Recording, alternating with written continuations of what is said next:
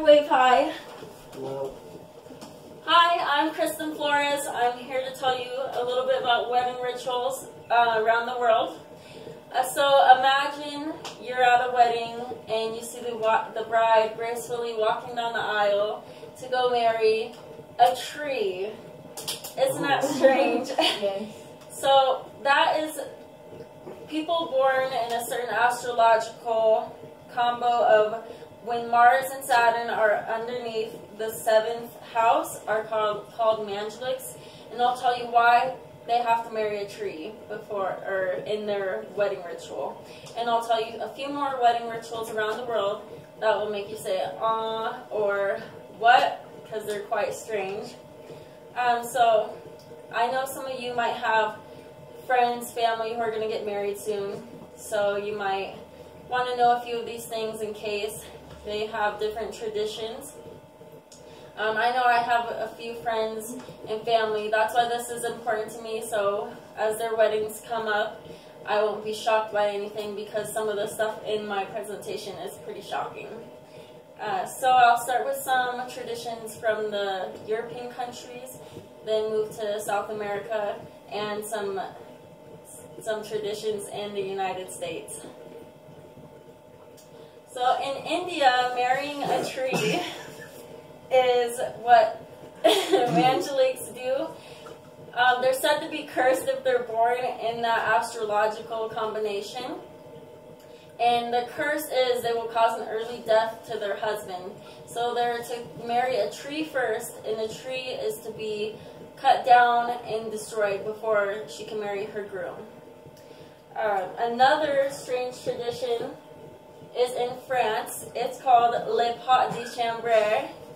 It's where they drink leftovers from a toilet, which now, in more modern days, they drink chocolate and champagne, things like that. But it depends on the wedding party. So if your wedding party is one for pranks, maybe you will get leftovers or chocolate pudding to drink out of a toilet. And it's said to give strength on your wedding, and it's done either before the reception or before the morning, right after the reception at night, or it's done early in the morning the wedding party finds you. A third European tradition is in Germany called Polterabend. It's where they break plates. People, guests, break porcelain, any type, and it's to give good luck to the bride and groom the day before their wedding. So that's the European rituals. Now we'll move to That's crazy. South American That's rituals. interesting. As you can see, I have some breakfast churros on my PowerPoint. That is because in Argentina, many couples serve their wedding guests breakfast. And it's not because they have really early weddings, which you'll wonder, how are they going to get breakfast then? These couples usually start their weddings around 9 p.m., have a long ceremony, and then a long night of dancing, drinking, and celebrating. So by the time they're done, everybody's ready for breakfast, and one of the most common dishes is churros.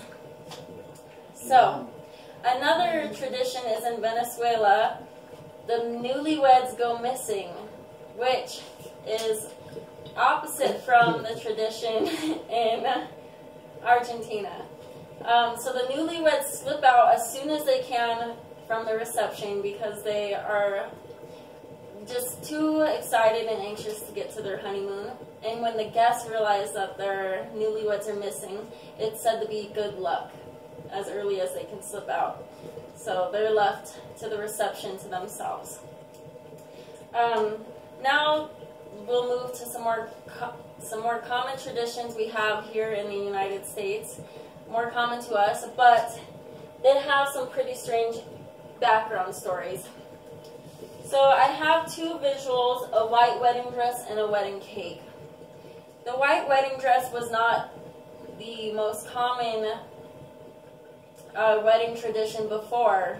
People used to wear dresses of any color, furry dresses, black dresses, until Queen Victoria in 1840 got married, and she wore a pale gown with orange blossoms. The strangeness behind this wedding tradition is she was marrying her first cousin, Prince Albert. So it's kind of strange that people began to take on her wedding traditions, even though she is a queen. So another strange tradition is people saving their wedding cake for a year and eating it on their 1-year anniversary. This is because the next step in weddings is having a baby. So this was to save money. People would have their wedding cake, and then they would have the other half of it when their baby was born a year later or less. So now cake is a little more common, easier to make, so people just get their baby and celebrate with a brand new cake. But the tradition is kept alive by continuing to eat that leftover cake after a year. So those are some of the strange traditions here in the United States.